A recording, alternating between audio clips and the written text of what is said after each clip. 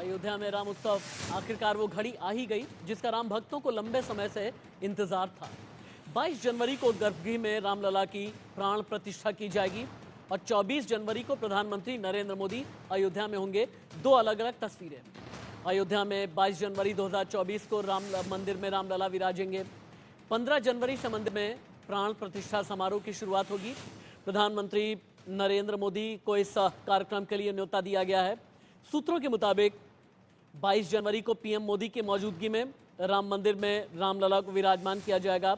पूरे कार्यक्रम को दिव्य और भव्य बनाने की तैयारी है। पूरी अयोध्या को सजाया संवारा गया है। रामलला दरबार से लेकर हनुमानगढ़ी, राम की पड़ी से लेकर सरजू किनारे तक सजे हुए हैं। अयोध्या में जटायु क्रूज सरयू नदी में उतर गया है। अब देश विदेश से आने वाले श्रद्धालु जटायु की सवारी करेंगे। ये क्रूज पर्यटकों को गुप्तार घाट से नया घाट तक 18 किलोमीटर की सैर कराएगा। इस सेवा के लिए प्रति व्यक्ति 300 रुपए देना होगा।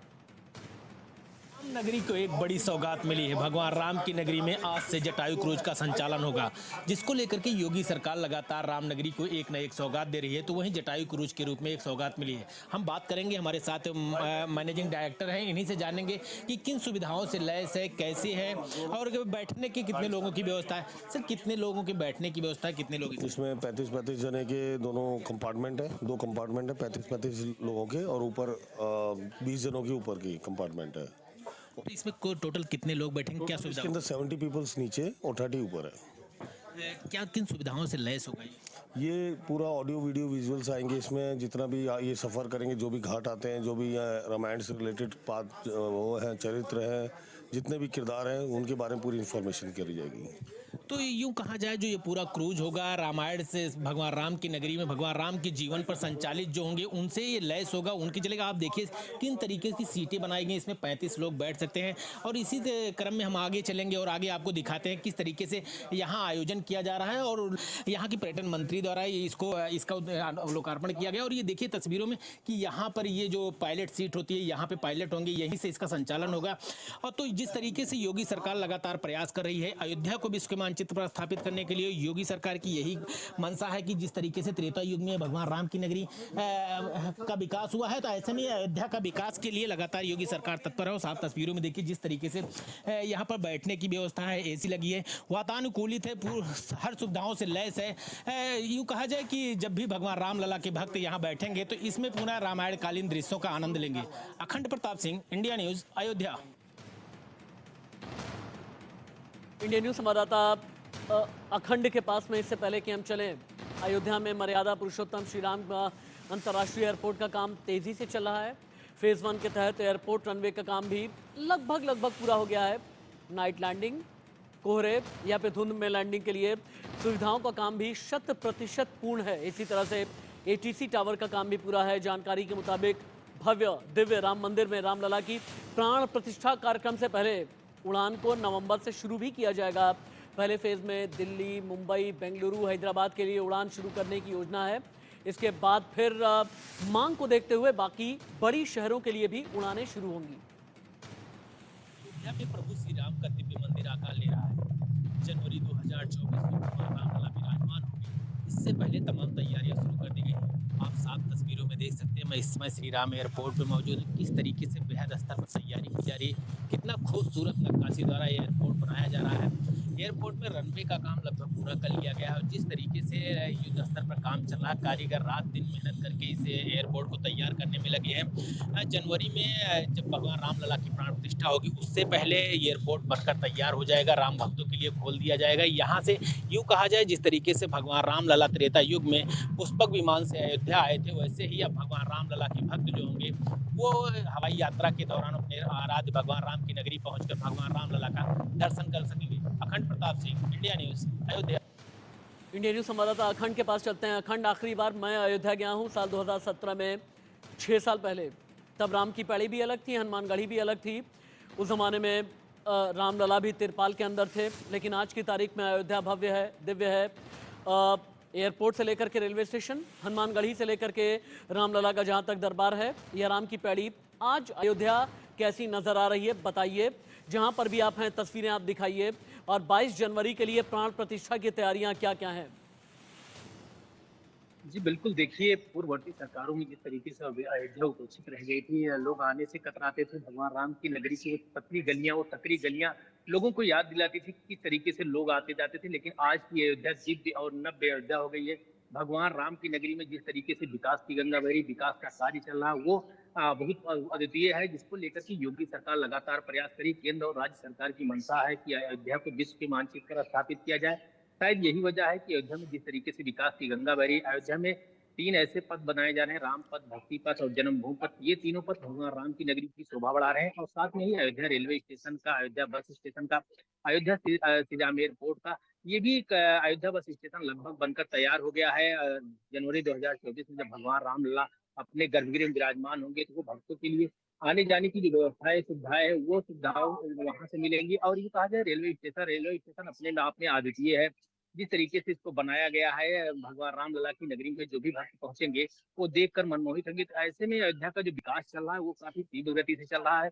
बात किया जाए एयरपोर्ट की, तो एयरपोर्ट भी खूबसूरत नक्काशी के द्वारा एकदम अद्वितीय बना है। जिस जैसे भगवान रामलला का मंदिर बना है, मंदिर के ही तर्ज पर श्री राम एयरपोर्ट बनाया जा रहा है। तो ये कहा जाए अयोध्या का विकास काफी बेहद तीव्र गति से चल रहा है। तो अयोध्या में जितने भी विकास हैं वो खुद मुख्यमंत्री योगी आदित्यनाथ इसका मुख्यमंत्री योगी आदित्यनाथ द्वारा इसको इस पर नजर रखी जाए। छोटे काम हो या बड़े काम हो उसको देखते हैं। और लगातार जिस तरीके से अयोध्या को विकास की तरफ अयोध्या विकास की तरफ अग्रसर है, आने वाले दिनों में अयोध्या त्रेता की अयोध्या दिखेगी। यूँ कहा जाए प्राण प्रतिष्ठा को लेकर के लगातार 3 दिन से बैठक चल रही है। बैठक का दौर आज समाप्त होगा, ठीक है, खंड आते जिसमें हैं आपके पास। कार्यदायी इतना ही नहीं, अयोध्या रेलवे स्टेशन के पुनर्विकास का काम भी बहुत जोर शोर से चल रहा है। ये रेलवे स्टेशन 10,000 स्क्वायर मीटर के बहुत ही विशाल क्षेत्र में फैला हुआ है। एयरपोर्ट की तरफ रेलवे स्टेशन भी राम मंदिर की तर्ज पर ही बन रहा है और इसको भी राम मंदिर में इस्तेमाल किए जा रहे पत्थरों से ही बनाया गया है। इस समय मैं अयोध्या रेलवे स्टेशन के अंदर मौजूद हूं। आप साफ तस्वीरों में देखेंगे किस तरीके से इसको बनाया गया है। काफ़ी इसमें व्यवस्थाएं की गई हैं। भगवान रामलला का जब प्राण प्रतिष्ठा हो उससे पहले ये राम भक्तों के लिए खोला जाए। यूँ कहा जाए कि जिस तरीके से अयोध्या में विकास हो रहा है तो विकास के आयाम लिखे जा रहे हैं। वहीं अयोध्या का रेलवे स्टेशन भी अपनी खूबसूरती के लिए जाना जाता है। जिस तरीके से इसमें विकास हुआ है, जिस तरीके से इसको बनाया गया है। भगवान राम की नगरी में जब भगवान रामलला की प्राण प्रतिष्ठा होगी उससे पहले ये खोल दिया जाएगा। जनवरी से पहले इसका संचालन कर दिया जाएगा। ऊपर बैठने की व्यवस्था है, रहने की व्यवस्था है। अब कई गेट बनाए गए हैं जिससे भगवान रामलला के जो भक्त हैं वो अंदर प्रवेश करेंगे और कई निकास द्वार भी बने हैं। जिस तरीके से इसमें लिफ्टिंग की व्यवस्था है, बैठने की व्यवस्था और उनके रहने की और खाने की व्यवस्था की गई है। तो भगवान राम की नगरी में लगातार विकास हो रहा है और अयोध्या रेलवे स्टेशन उसमें चार्ज चला रहा है। अखंड प्रताप सिंह, इंडिया न्यूज़, अयोध्या। राम जन्मभूमि तीर्थ क्षेत्र ट्रस्ट के महासचिव चंपत राय ने बताया कि मंदिर का लगभग 70% जो जमीनी काम है ये पूरा हो गया है और शेष बचे काम भी जल्द ही पूरे कर लिए जाएंगे। पर चल रही है कि हम दिसंबर तक क्या क्या काम पूरे कर लेंगे। प्रायोरिटी फिक्सेशन हो रहा है कि कौन काम जरूर होना चाहिए। उस जरूर होने वाले काम में क्या क्या बाधाएं हैं, ये बड़े तकनीकी बातें हैं, लेकिन शायद इस पर चर्चा हुई। 4 बजे से एक नई टीम बैठी, उसमें नेहरू म्यूजियम की गैलरी जिन्होंने मेंटेन की है वो भी आए। 4 विद्वान आए जो म्यूजियम, आर्कियोलॉजी और आइकनोग्राफी इसी के तज्ञ लोग हैं। म्यूजियम में क्या क्या होना चाहिए, यहाँ क्या क्या संग्रह किया जाए, इस पर उन्होंने अपने अपने विचार रखे हैं। 500 वर्षों के लंबे संघर्ष के बाद भगवान श्री राम का दिव्य मंदिर बन रहा है। मंदिर निर्माण के साथ ही भगवान रामलला के प्राण प्रतिष्ठा की तारीख भी लगभग नज़दीक आ रही है। जनवरी 2024 में भगवान रामलला अपने गर्भगृह में विराजमान होंगे, जिसको लेकर ट्रस्ट बेहद तैयारी कर रहा है। हमारे साथ प्रकाश गुप्ता जी हैं कि वो जो भगवान रामलला के भक्त अयोध्या आएंगे उनको ठहरने की क्या व्यवस्था है, उनके रुकने की क्या व्यवस्था है। जिस तरीके से भगवान रामलला का प्राण प्रतिष्ठा होगा और लोग आएंगे, लाखों की संख्या में श्रद्धालु पहुँचेंगे, ट्रस्ट कहीं ना कहीं तैयारियों में जुटा है। क्या है पूरी व्यवस्था? देखिए, ऐसा है कि ट्रस्ट के अपने ही लगभग 20,000 आमंत्रित व्यक्ति आने की संभावना है, जिनको कि ठहरने के लिए और व्यवस्थाओं के लिए, क्योंकि अयोध्या में अभी इतनी व्यवस्था नहीं है कि आप यहाँ पर बहुत लोगों को रुका सकें। तो जो ट्रस्ट ने अपनी ज़मीनें ले रखी हैं वहाँ पर उसको समतल करके और टेंट सिटी के रूप में, जैसा कुंभ में प्रयागराज में होता है, उस तरीके से व्यवस्था करेंगे। अधिक से अधिक लोगों को उत्तम से उत्तम व्यवस्था ठहरने की और उनके भोजन आदि की।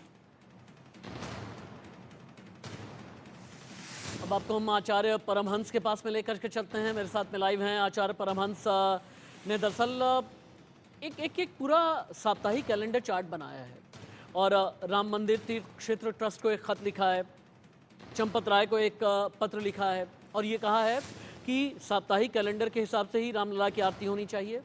2 दिन अनुसूचित जाति और जनजाति के लिए आरक्षित होने चाहिए ताकि जितना भी समाज का वर्ग है रामलला की प्राण प्रतिष्ठा में और आगे भी रामलला की आरती में या फिर मूर्ति पूजन में या कई दिन तक, वर्षों तक इसी साप्ताहिक कैलेंडर को फॉलो किया जाए ताकि हर एक वर्ग का प्रतिनिधित्व रहना चाहिए। रामलला के प्राण प्रतिष्ठा की गूंज पूरे हिंदुस्तान में है। भगवान रामलला के लाखों भक्त अयोध्या पहुंच रहे हैं। भगवान रामलला के जयकारे की गूंज अयोध्या में गूंज रही है। इसी कड़ी में हम जानना चाहेंगे 2024 में जब भगवान रामलला की प्राण प्रतिष्ठा होगी, जो भक्त आएंगे, जो अपने गुरुओं के शिष्य आएंगे, उनके रुकने की क्या व्यवस्था है। हम जानना चाहेंगे तपस्वी छावनी के पीठाधीश्वर जगत गुरु परमहंसाचार्य जी से, जो तपस्वी जी की बहुत पुरानी छावनी है, कि इनके लोगों के रहने के लिए उनके खाने की व्यवस्था कैसी है। महाराज जी, क्या व्यवस्थाएँ की गई उनके रहने की? देखिए, मर्यादा पुरुषोत्तम भगवान श्री रामलला जो विगत जो है 500 वर्ष से जो प्रतीक्षित था, वह दिन अब जो है वह शुभ घड़ी आने वाली है। अब कुछ ही महीने बाकी रह गए हैं। 2024 में प्रभु श्री रामलला अपने वैकल्पिक गर्भगृह से अपने दिव्य भव्य राम मंदिर में विराजमान होने वाले हैं, जिसको लेकर के देश विदेश में भी जो प्रवासी भारतीय हैं वह भी कितनी अधिक संख्या में आने वाले हैं। देश कोने कोने से श्रद्धालु आ रहे हैं। तो उसको लेकर के अभी से तमाम यहाँ जो होटल हैं, तमाम गेस्ट हाउस वगैरह सब बुक हो चुके हैं। उसको लेकर के अब हम जो है साधु संतों की जो है इसमें जिम्मेवारी बढ़ जाती है कि जो हम अयोध्यावासी हैं, साधु संत हैं, जो आ रहे हैं तीर्थयात्री, जो रामलला के इस जो है महोत्सव में सम्मिलित होने के लिए, उनको खाने पीने रहने की समुचित व्यवस्था हो सके, उसको लेकर के हमने भी अपने मंदिर में व्यवस्था किया है कि लगभग 10,000 श्रद्धालुओं को खाने पीने रहने की निःशुल्क व्यवस्था हम देंगे। और इसी तरह से हम अपील भी करते हैं कि जो भी हमारे साधु संत धर्माचार्य महंत हैं अथवा अयोध्यावासी हैं, तो जो भी बाहर से भीड़ आ रही है उनको खाने पीने रहने के लिए दिक्कत ना हो। जो जहां है सबको उचित व्यवस्था मिले, पार्किंग की व्यवस्था मिले, ठहरने की व्यवस्था मिले। इस तरह से हम चाहते हैं कि यह एक अनोखा अद्भुत जो है महोत्सव होने जा रहा है, जिसको लेकर के हमारी पीढ़ियों ने जो है संघर्ष किया है। कितने लोगों ने अपने प्राणों को आहूत कर दिया है, कितने लोग बलिदान हो गए हैं। तो इसलिए यह जो दुर्लभ क्षण आ रहा है, यह सभी सनातनियों के लिए ये जो है अद्भुत क्षण है। और मेरा मानना यह है कि यह रामलला का जो प्राण प्रतिष्ठा है, उसी दिन से राम राज की शुरुआत, उसी दिन से भारत विश्वगुरु बन जाएगा। क्योंकि राम माने राष्ट्र, माने मंगल। राम हमारी संस्कृति के आदर्श हैं, मानवता के आदर्श हैं। राम के कारण ही हमारा देश विश्वगुरु था और अब विश्वगुरु बनने जा रहा है।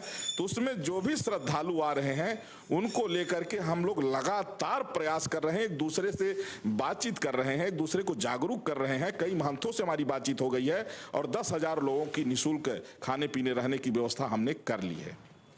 तो हमारे साथ जगत गुरु परमहंसाचार्य जी थे, जिनका साफ कहना है कि जो हमने 10,000 लोगों के ऐसे लोगों की व्यवस्था की है जो यहाँ आएंगी, उनके रहने और खाने की निःशुल्क व्यवस्था होगी। अखंड प्रताप सिंह, इंडिया न्यूज़, अयोध्या।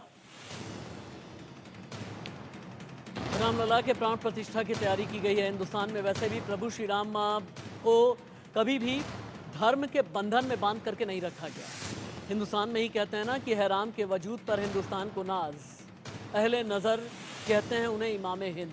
इतना ऊंचा दर्जा प्रभु श्री राम का है।